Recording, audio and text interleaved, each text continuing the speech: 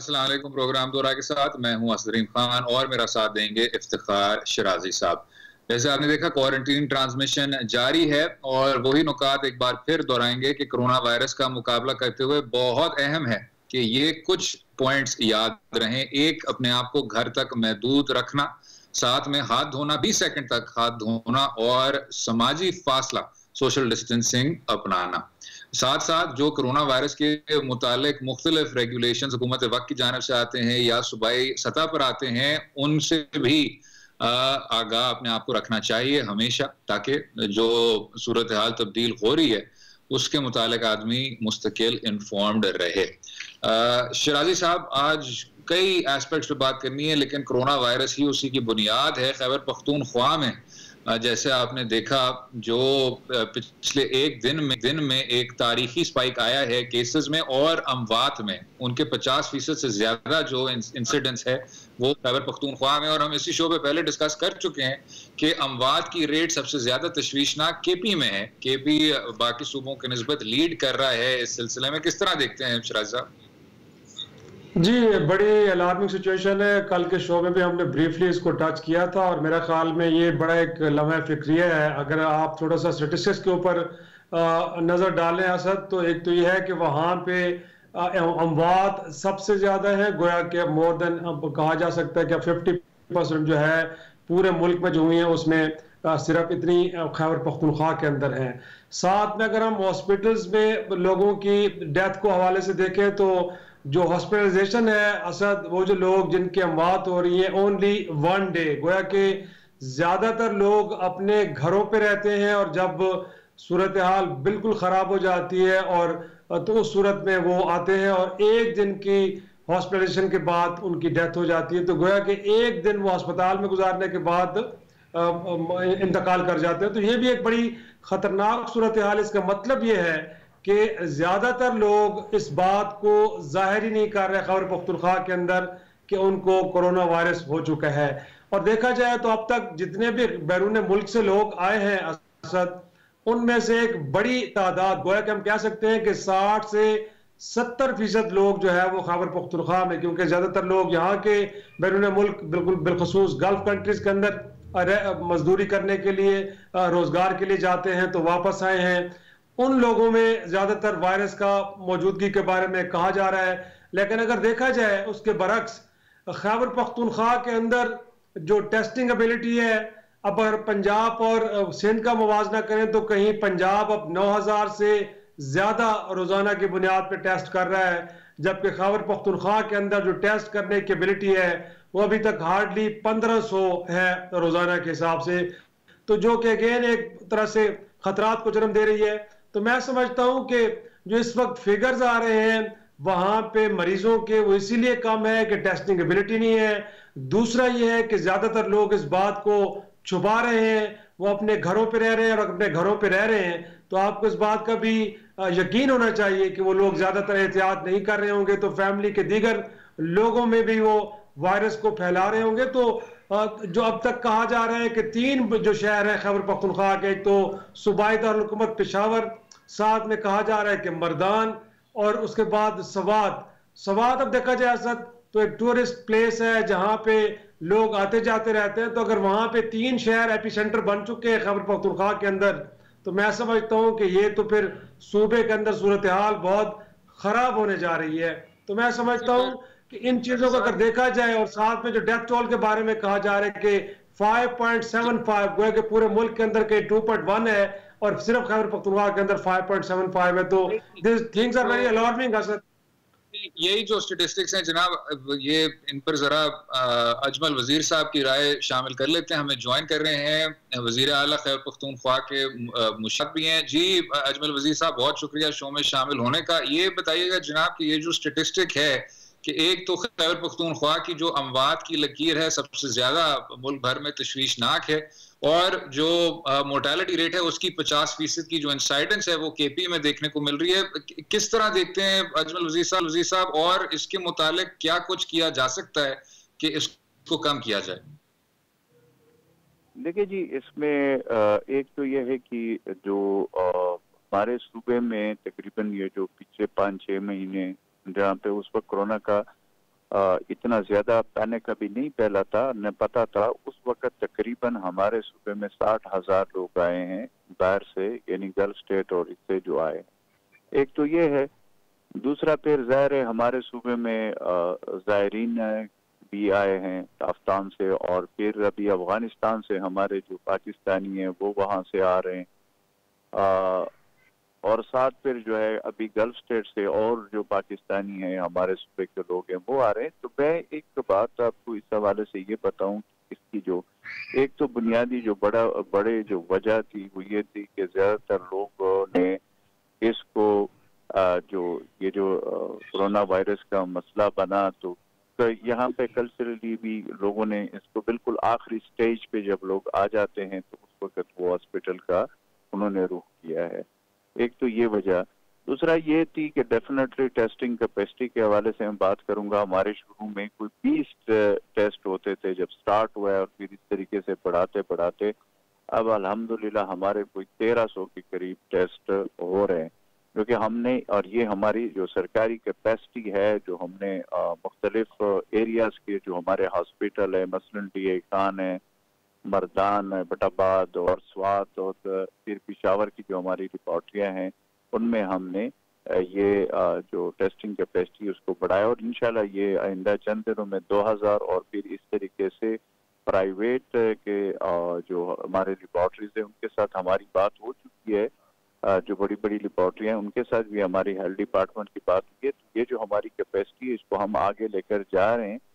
तो इसमें जो हमारा जो ज्यादा वो है, जो इस पे वो है कंसंट्रेट हम कर रहे हैं, वो हम अपनी टेस्टिंग कैपेसिटी को बढ़ाने की कोशिश करते हैं।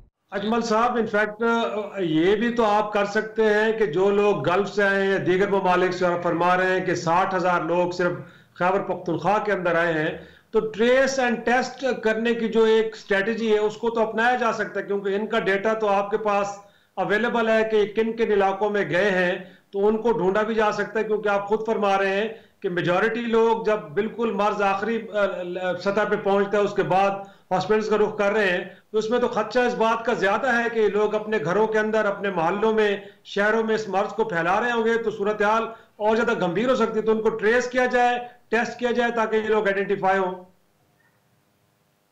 देखिए शराई साहब, इसमें हमने इसको बिल्कुल ट्रेस किया है कि जो भी लोग आए उसमें हमने ट्रेस किया, और फिर उसके हवाले से यही हमारी स्ट्रेटेजी हो। अभी जो आपने जिक्र किया है कि उनके मिलने जुलने वालों को वहां तक हम पहुंच गए।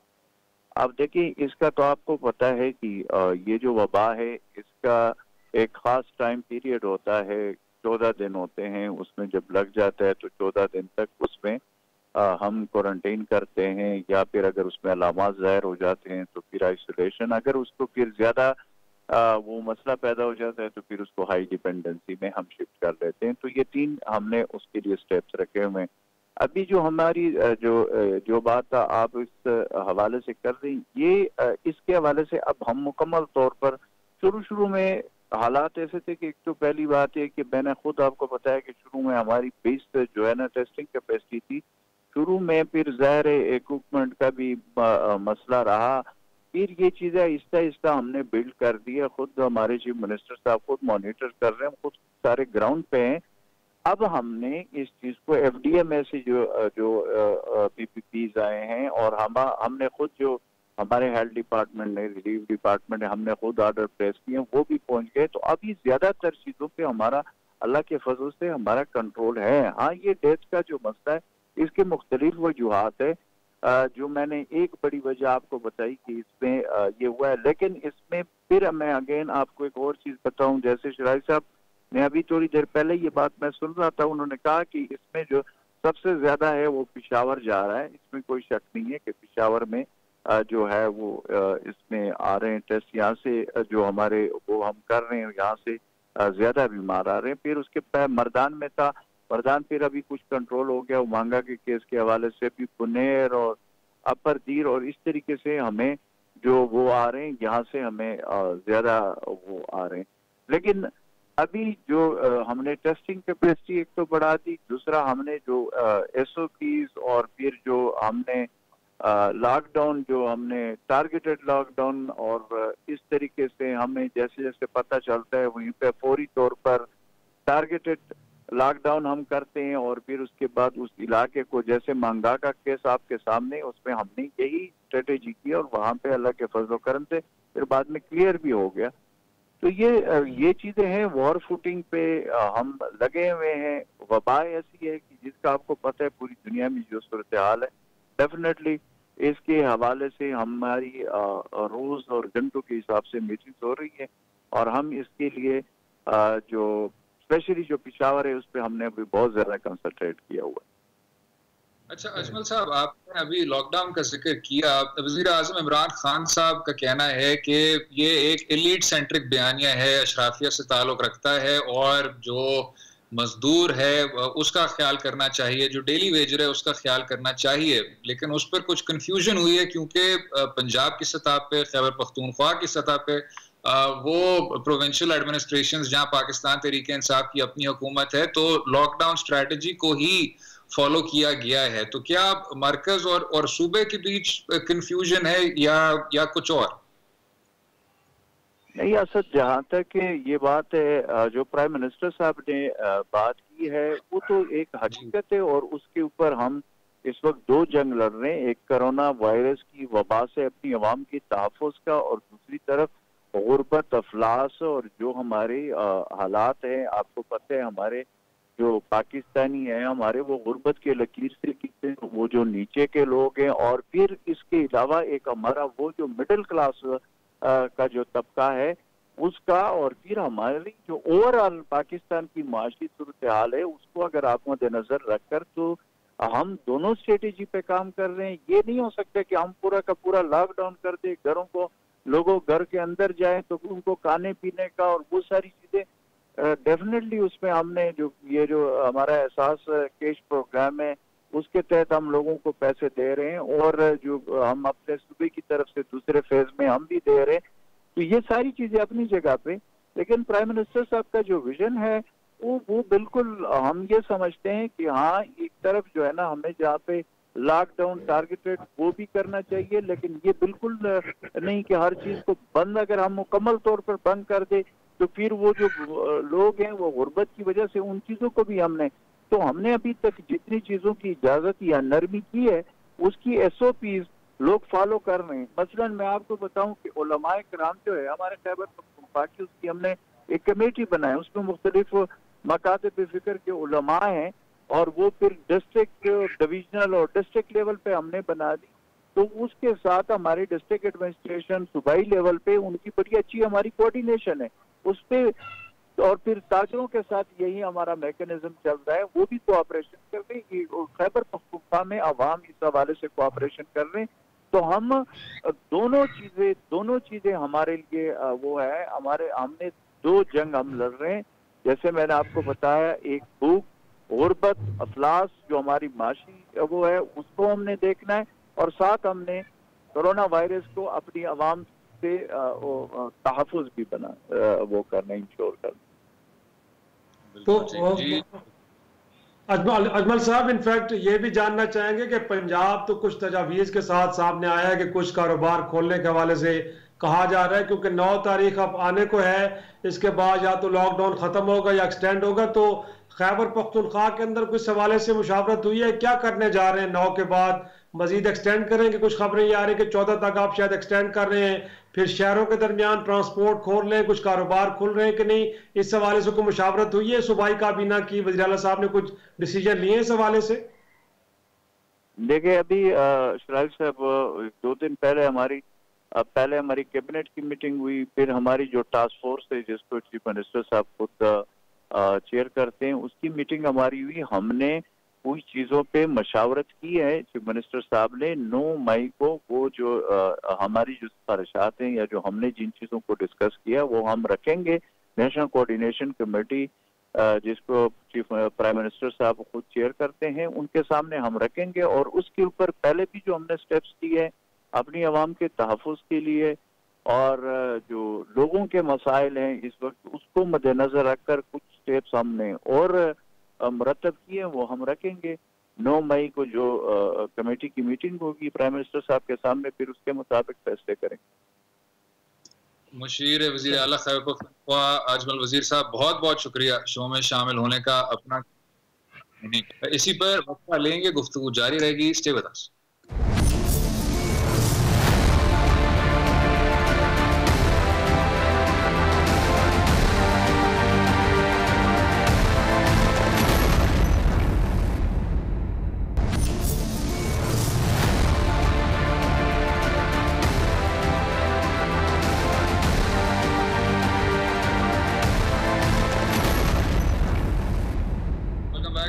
इंतखाबात से पहले पाकिस्तान तहरीक-ए-इंसाफ के मंशूर का एक बहुत बुनियादी हिस्सा था कि पाकिस्तान में करप्शन का खात्मा किया जाएगा, और ना सिर्फ खात्मा किया जाएगा, 3 माह के अंदर एक वाज़ेह तब्दीली देखने को मिलेगी और मुल्क भर में से करप्शन की जो एक तरह से वो भी एक तरह की वबा है उसको ख़त्म कर दिया जाएगा। लेकिन अब अदालत उज़्मा के कोरोना वायरस के मुतालिक सुओ मोटो के बाद ये वाज़ेह हुआ है ऑडिटर जनरल की रिपोर्ट के जरिए कि बैतुल माल के अकाउंट में 3.6 अरब रुपए की इरेगुलरिटी वाज़ेह हुई है, और इन अकाउंट्स को जो ज़कात का फंड है, बैतुल माल है, उसको ज्वाइंटली ओवरसी करता है। शराजी साहब, इस तरह की बहुत वाज़ेह रेगुलरिटी इससे पहले के PTI जो कि अमूमन कहते हैं कि ये पिछली हुकूमत ने हमें छोड़ के दिया था, और ये जो नंबर्स हैं पिछले 2-4 साल के, और वो इसलिए कहा करते थे क्योंकि नवाज लीग के लीडरान अपने ही जो इश्यूज होते थे उनको ट्वीट करते थे टाइम स्टैम्प को बगैर देखे। लेकिन ये जो इरेगुलरिटी है, ये इस साल की इरेगुलरिटी नजर आई है। जो भी करप्शन हुई है या इरेगुलरिटी हुई है वो गुज़िश्ता माह हुई है और इस हुकूमत की सुपरविजन में हुई है। किस तरह देखते हैं जनाब? ये तो एंटी करप्शन तो आपका एक बुनियादी प्लैंक था नहीं भाई? ये तो बड़े ही, मैं समझता हूँ कि बहुत एक अलार्मिंग सिचुएशन है असद, और मैं तो हैरान होता हूँ कि एक ऐसे शख्स को वहाँ पे बिठाया गया है, और नवाज साहब जिनकी रिकमेंडेशन कहा यह जा रहा है कि उनका ताल्लुक मुल्तान से है, फिर शाह महमूद कुरैशी साहब बहरहाल वाइस चेयरमैन है पाकिस्तान तहरीक इंसाफ के, उनके एतमाद के आदमी हैं, और उनके ऊपर एक बहुत बड़ा ट्रस्ट किया गया था, उनको लाया गया था। उनके बारे में इनिशियली ये कहा भी क्या था कि बड़े नीट एंड क्लीन आदमी हैं, लोगों की खिदमत का जज्बा रखते हैं, इसीलिए उनको वहां पे बिठाया गया है।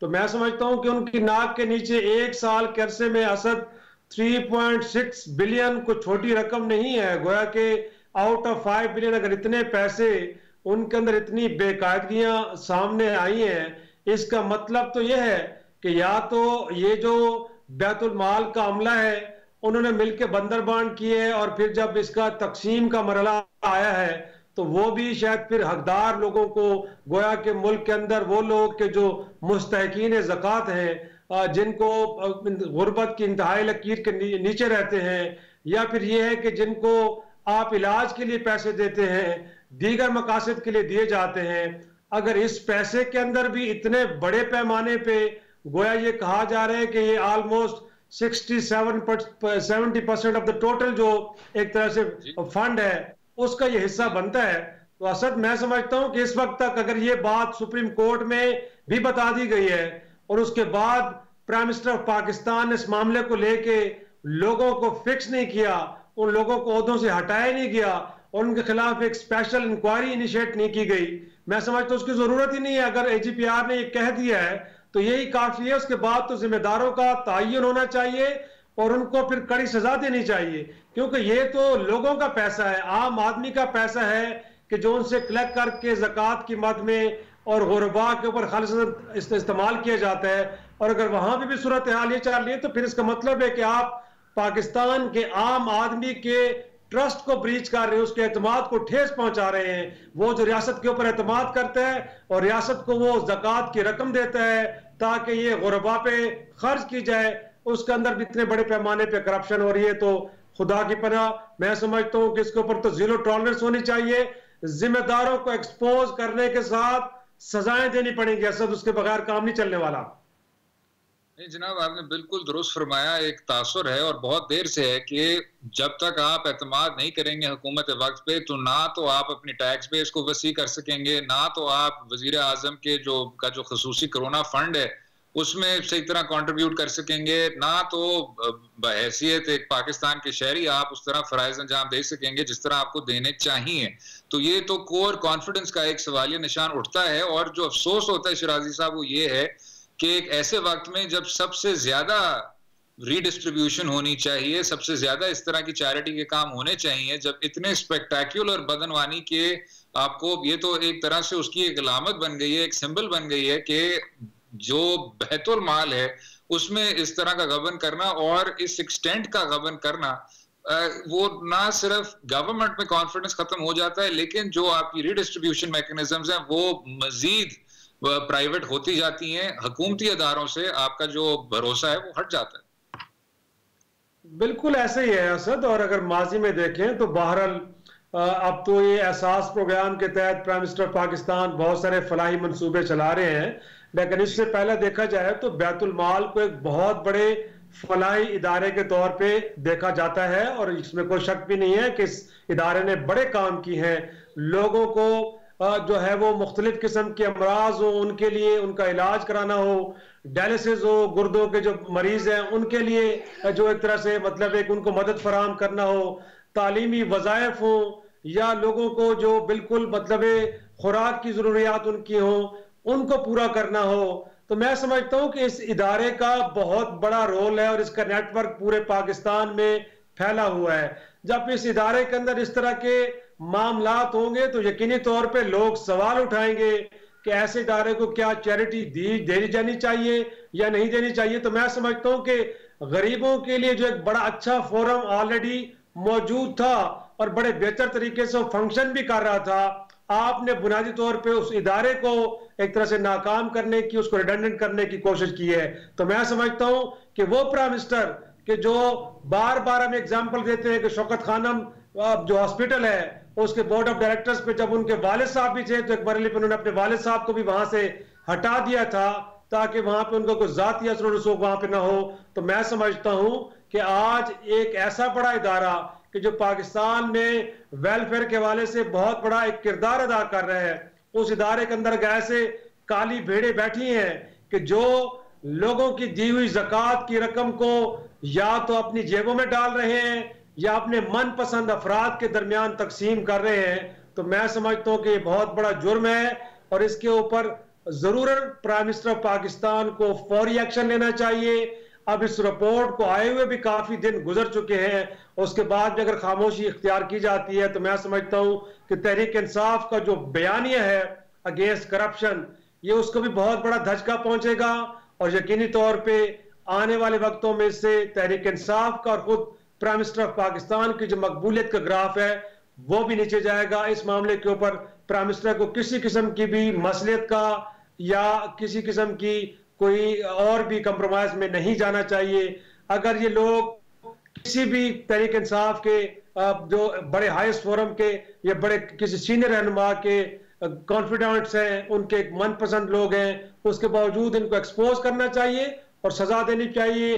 अगर नहीं होगा तो दोहरा नुकसान होगा, पार्टी का नुकसान भी होगा और एक वेलफेयर इदारे की जो साख है बुरी तरह मजरूह होगी और वो बुनियादी तौर पे बड़ी बुरी तरह मुतासिर भी हो सकता है। बिल्कुल ठीक। एक मामूली वजाहत, शायद वजीर आजम के एक रिश्तेदार थे शौकत खानम के बोर्ड पे, उनके वालिद साहब शायद नहीं थे, लेकिन खैर उस पर भी देख लेंगे। अगले हिस्से में गुफ्तगू जारी रहेगी, वक्फा लेंगे। स्टे विद अस।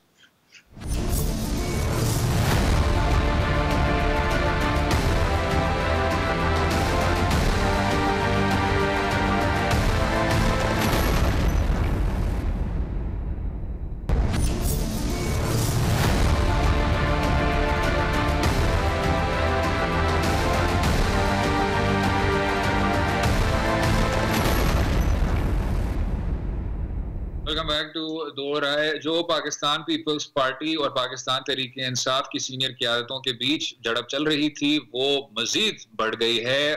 सिंध में पाकिस्तान पीपल्स पार्टी की हुकूमत के जो वजीर इत्तलात हैं उनका कहना है कि वजीर आजम इमरान खान साहब बहुत ज़्यादा कॉन्ट्रेक्टरी बयानात दे रहे हैं और उससे मुल्क में मुश्किलात का इजाफा हो रहा है। साथ में उन्होंने ये भी कहा कि मरकज से पाकिस्तान में सिंध की हुकूमत को एक वेंटिलेटर भी नहीं मिला और ये भी कहा कि वजीर आजम इमरान खान साहब के बयानिए की वजह से मुल्क भर में लॉकडाउन पर सही तरह अमल दरामद ना हो सका। शराजी साहब इसको किस तरह देखते हैं जनाब? मुख्तलिफ उन्होंने जो एस्पेक्ट्स हैं वो उठाए हैं। ये कहा कि वजीर आजम कॉन्ट्रडिक्ट भी कर रहे हैं अपने आप को, ना तो लॉकडाउन इन्फोर्स हमसे हो सकता है और वेंटिलेटर्स और उस तरह का जो हफाजती वेंटिलेटर्स के अलावा जो हफाजती लिबास है वो फराहम नहीं किया जा रहा जिस तरह फराहम करना चाहिए। किस तरह देखते हैं जनाब? देखें, अगर ये हिफाजती सामान हो, वेंटिलेटर्स हो या दीगर इश्यूज हो तो मेरा ख्याल में सारा का सारा मामला इस वक्त NDMA के पास है। अगर कोई प्रॉब्लम उनको है तो मैं नहीं समझता, एक तो national command and operation centre के अंदर मेरे ख्याल में हफ्तावार, अगर रोजाना नहीं तो हफ्तावार उनकी मीटिंग होती है, उसमें चीफ मिनिस्टर ऑफ सिंध जो है वो इस तरह के कंसर्न्स का इजहार कर सकते हैं और उसके लिए जरूरी नहीं है कि वो कैमरों के सामने बैठ के एक प्रेस कॉन्फ्रेंस करें। तो मेरा ख्याल में इस इशू को देखा जा सकता है। दूसरी तरफ अगर देखा जाए पीपल्स पार्टी की क़यादत को असद, तो एक तरफ तो वो 18वीं तरमीम की दिफा के लिए सीना सफर खड़े हो जाते हैं कि खबरदार अगर किसी ने 18वीं तरमीम की तरफ देखा तो उनको आपको इंटरप्ट कर रहा हूँ, हमें ज्वाइन कर रहे हैं सीनियर पाकिस्तान पीपल्स पार्टी के रहनुमा सईद गनी साहब, जो पिछले कुछ दिन पाकिस्तान तहरीक इंसाफ के नुमाइंदों ने कहा कि 18वीं तरमीम पर डिस्कशन तो हो सकती है, उसमें तरमीम भी लाई जा सकती है एक डिबेट के बाद, उसको किस तरह देखते हैं जनाब? देखिए, एक तो 18वीं तरमीम कोई एक आर्टिकल में तरमीम तो थी नहीं, कोई 120 के करीब आर्टिकल तब्दील हुए थे। अब हमें ये नहीं समझ आ रही कि PTI को किस आर्टिकल से तकलीफ है। मतलब ये तो नहीं करेंगे ना कि पूरी 18वीं तरमीम उठा के फेंक देंगे। अगर किसी में मसला है, किसी में प्रॉब्लम, पहले इजहार तो करें उसका।